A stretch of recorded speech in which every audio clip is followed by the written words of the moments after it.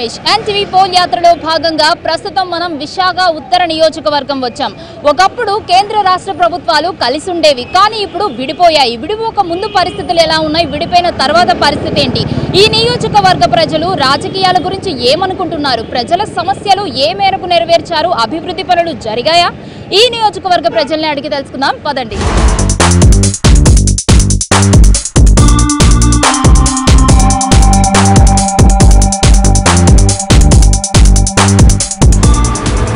NTV pole యాత్రలో భాగంగా ప్రస్తుతం మనం ఉత్తర నియోజకవర్గంలో ఉన్న అక్కేపాలెం 80 ఫీట్ రోడ్డుకు వచ్చాము. ఇక్కడ కొంతమంది కనిపిస్తున్నారు, వారితో మాట్లాడి ఇక్కడ సమస్యలు ఏంటనేది తెలుసుకుందాం. హలో అండి, బాగున్నారా? బాగున్నామ్మా. ఏం చేస్తుంటారు? నేను షిప్ యార్డ్లో పనిచేశాను, రిటైర్డ్. ఎలా ఉంది సార్ ఇక్కడ అక్కేపాలెంలో పనులు అవి జరుగుతున్నాయా ఈ నియోజకవర్గంలో? బాగానే జరుగుతున్నాయి, కానీ ఈ రోడ్లు వేశారు. దీంట్లో వాటర్ పడితే, వర్షపు నీరు పడితే పోవడానికి చాయిస్ లేదు, రోడ్డు మీదే ఉంటుంది రోడ్డు. అది మరి చేయలేదు. మరి ఎందుకు చేయలేదో మరి మర్చిపోయారో తెలియదు, లేకపోతే ఏమిటో తెలియదు. లేకపోతే వర్షం నీరు అలాగే ఉంటుంది అని చెప్పి అనుకున్నారు. గాలికి అదే ఆరిపోతుంది, లేకపోతే ఎండ వస్తే అదే ఆరిపోతుంది అని చెప్పి అనుకున్నారు. భూగర్భ జలాల గురించి ఇది అవుతున్నాం. అదే ఆ భూగర్భ జలాలు ఇంకనందుకు మనకి ఏదైనా ప్లేస్ ఉండాలి. ఇక్కడ ఈ భూగర్భ జలాలు ఇంకనందుకు ప్లేస్ లేదు. నెక్స్ట్ కాలం ఉన్నదంటే కాలంలో నిరుతున్న గడ్డలోకి వెళ్ళిపోయి గడ్డలో పడి ఏ సముద్రంలో పోవడమే తప్ప మనకి ఇక్కడ భూగర్భ జలాలు ఇంకడానికి ఛాన్స్ ఉంటే మనకి రేపు పొద్దున్న వాటర్ కి ప్రాబ్లం తగ్గుతుంది. అసలు ఎక్కడ మట్టి జాగా లేకుండా అంతా కాంక్రీట్ మయం చేసేస్తే భూమిలోకి నీళ్ళు ఎలాగ వెళ్తాయి? కాలువలోకి వెళ్ళిపోతాయి, కాలువల నుంచి సముద్రంలోకి వెళ్ళిపోతాయి. అంతే, మనకి మాత్రం నీళ్ళు ఉండదు. గతంలో ఎన్నికలకు ముందు ఏం హామీలు ఇచ్చారు ఇక్కడ ఈ నియోజకవర్గానికి? ఈ నియోజకవర్గంలో అయితే మీకు అది ఇచ్చేస్తాం బోర్డు ఇచ్చారండి. వాళ్ళు 99 ఇస్తారు. అవన్నీ మనం గుర్తులు పెట్టుకోవాలంటే అవి గుర్తులు కూడా పెట్టుకోము. ఎందుకంటే అవి మేము దగ్గర 50 సంవత్సరాల పాటు చూస్తున్నాం. ఈ ఎన్నికల ప్రచారాలు, ఈ ఎన్నికల హామీలును ఏ 100% సక్సెస్ అవ్వవు. ఏదో ఒకటో రెండో జరిగినా ఇందులో ఈ మధ్యవర్తులే సగం కొట్టేస్తారు. మీరు అంటున్నారు కదా సార్, 50 సంవత్సరాల నుంచి రాజకీయ పరిస్థితులు చూస్తున్నాను అని చెప్పి. మరి 2014 ఎన్నికల తర్వాత నుంచి ప్రస్తుతం వరకు ఎలా ఉంది ఇక్కడ? ఇప్పుడు చెప్పాను కదమ్మా, అదే అక్కడ నుండి మనకైతే డిక్లరేషన్ అయితే అవుతుంది, ఫలానాది మీకు ఇస్తాము, ఫలానా కంపెనీ ఇచ్చాము, ఈ కంపెనీలో 10,000 మంది జాబ్ ఇస్తాము అని. ఏంటి ఆ కంపెనీ రావడం కనబడదు, ఈ 10,000 మందికి జాబ్ కనబడదు. ఈరోజు మనకి ఐటీ సేజ్ అన్నారు. ఎన్ని ఐటీ సేజ్లు వచ్చాయండి మన విశాఖపట్నంకి? ఎన్ని లక్షల మందికి ఉద్యోగం వచ్చాయి? సంవత్సరానికి కనీసం 10 లక్షల మంది పైన బీటెక్, బీఎస్సీ, ఎడ్యుకేషన్ పర్సన్స్ బయటకు వస్తున్నారు. ఈ 10 లక్షల మందికి జాబ్స్ వేయండి. పూర్వం కాంగ్రెస్ ప్రభుత్వం కన్నా ఈ ప్రభుత్వం నయమేనండి, బాగానే చేస్తుంది. కానీ రాష్ట్ర ప్రభుత్వం కూడా బాగానే ఉంది. ఏమంటారు సార్ ప్రస్తుత పరిస్థితుల మీద మీ అభిప్రాయం ఏంటి? ప్రస్తుత పరిస్థితులు చాలా వరకు మెరుగుపరికే ఉన్నాయమ్మా. కానీ ప్రభుత్వ నాయకులు చేసే కార్యక్రమాలు కానీ, ప్రభుత్వం చేసే పనులు కానీ, వాళ్ళు చేసే కొన్ని విషయాలు ప్రజలకు అనుకూలంగా కొన్ని ఉంటాయి, అనుకూలం లేని కొన్ని ఉంటాయి. అవి ఏంటంటే పెన్షన్ ఇస్తున్నారు, ప్రతి ఒక్కరు 2,000 అంటున్నారు. అంటే కష్టపడి చదువుకున్న వాళ్ళు కూడా నిరుద్యోగులుగా ఉండడం కాకుండా వాళ్ళు స్వామృతనంగా చేసే విధానం కూడా గవర్నమెంట్ చేస్తుంది. ఇక్కడున్న లోకల్ లీడర్ మీద మీ అభిప్రాయం ఏంటి? ఇక్కడ ఎమ్మెల్యే లోకల్ లీడర్ ఎవరి మీద ఎటువంటి చెడు అభిప్రాయం లోకల్ లీడర్ మీద ఎవరికి ఈ ప్రజలకే లేదు, ఈ నియోజకవర్గం లేదు.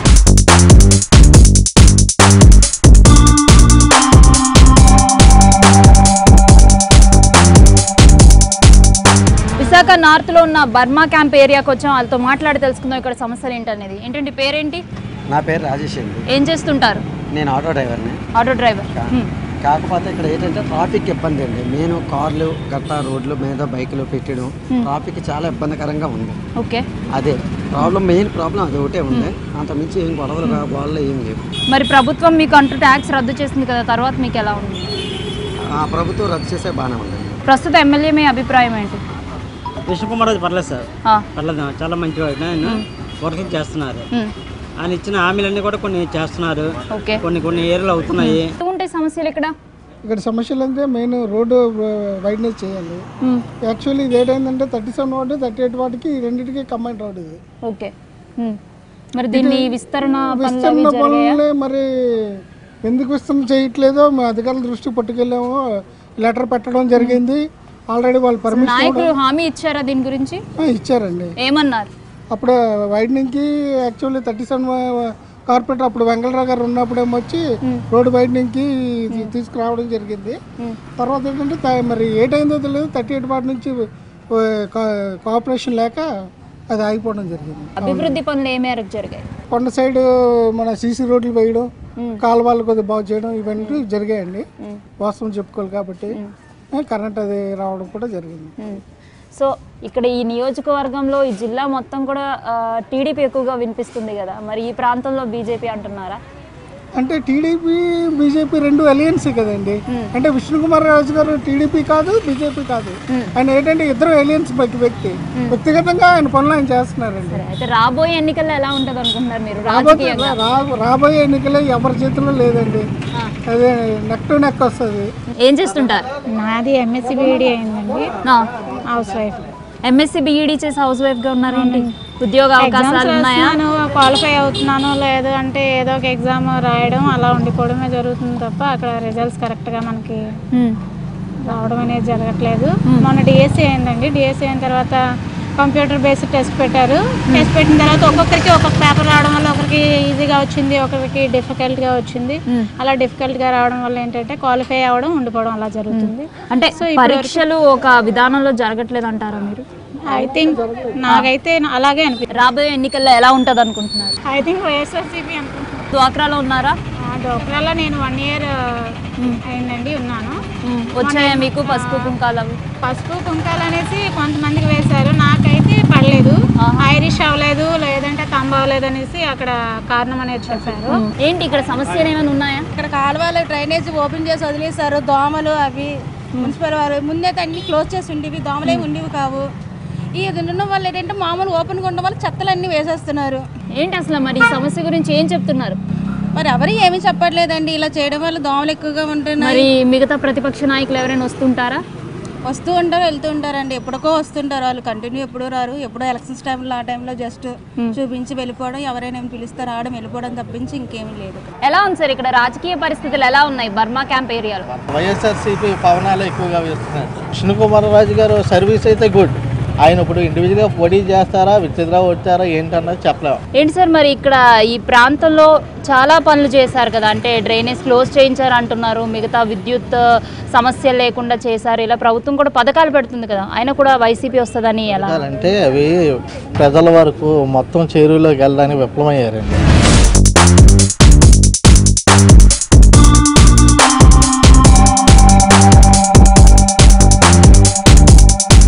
ఈరోజు అంటే ఎక్కడ నిరాశకు లోనవ్వకుండా ఈ రాష్ట్రాన్ని చంద్రబాబు నాయుడు గారు అయితేనే ఇది సమర్థంగా నడిపించారన్నదే అది అందరి తాలూకా మన్నలను పొందిన పరిస్థితి ఈరోజు రాష్ట్రంలో ఉంది. ప్రతిపక్షం వారు ఎక్కువగా ఆరోపించేది రాష్ట్రంలో ఎటు చూసినా అవినీతి ఉంది అంటూ ఉంటారు, మరి దీన్ని ఎలా తీసుకోవచ్చు అనుకుంటున్నారు? మనం ఇక్కడ ఒక విషయాన్ని గమనించాలి.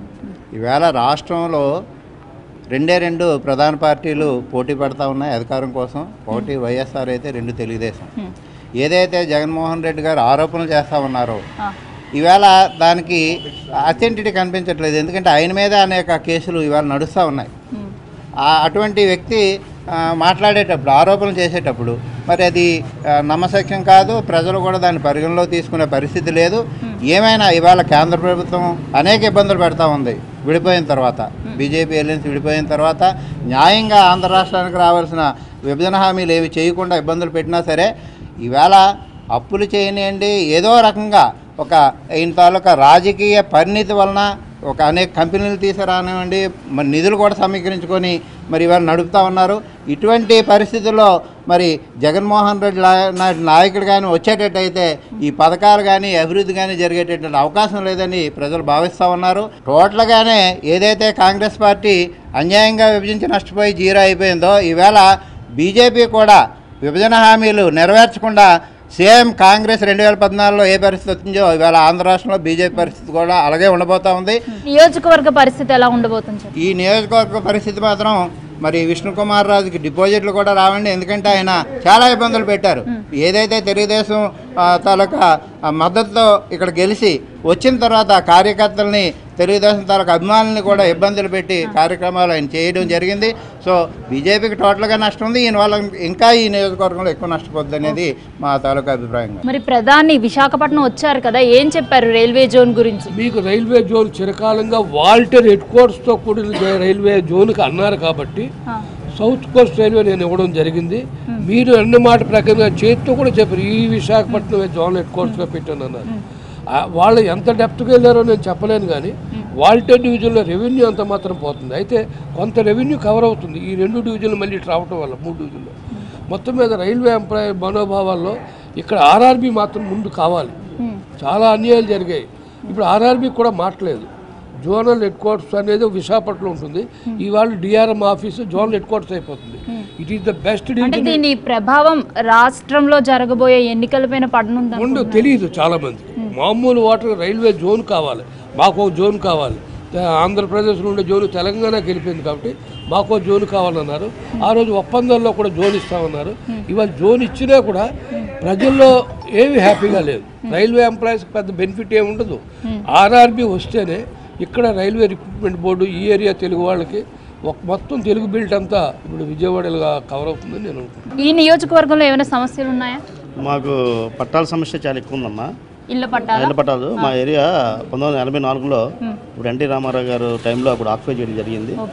దాన్ని కోర్టు సుప్రీం మన Visakhapatnam court, Hyderabad high court, supreme court కూడా మరి దాని మీద మాకు పేద ప్రజలతో అని చెప్పి నాకు డిక్లేర్ చేయడం జరిగింది. పట్టాలు అయితే 600 గడప మాది 600 గడపకి పట్టాలు పెట్టడం జరిగింది. అందులో 300 మందికి మాత్రం పట్టాలు వచ్చాయి. దీని విషయమై విష్ణుకుమార్ రాజు గారికి కానీ కలెక్టర్ కానీ ఎంఆర్ఓ ఈఆర్ఓ కానీ చాలా మంది తిరిగాం. దాని మీద ప్రస్తుతం ఇక్కడ ఉన్న ఎమ్మెల్యే దీని గురించి ఏమన్నారు?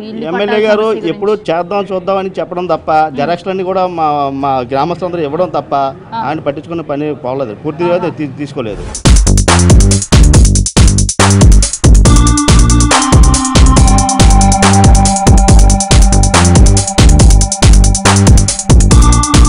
చూసాం కదా, ఇది విశాఖ ఉత్తర నియోజకవర్గ ప్రస్తుత పరిస్థితి. పోల్ యాత్రలో మరో నియోజకవర్గంలో మళ్ళీ కలుద్దాం.